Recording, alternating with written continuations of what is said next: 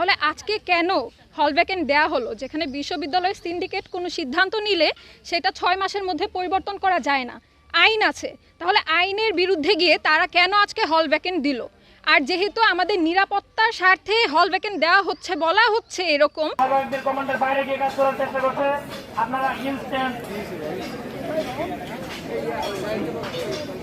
আমরা অনিরাপদ কেন? আমাদের উপর অতর্কিত হামলা হয়েছিল কেন? আমরা আমাদের ক্যাম্পাসে কেন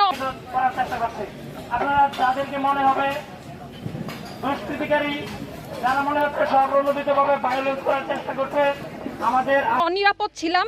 আর যারা আমাদের নিরাপত্তার বিঘ্ন ঘটায় তাদের বিরুদ্ধে কেন কোনো পদক্ষেপ নেওয়া হলো না?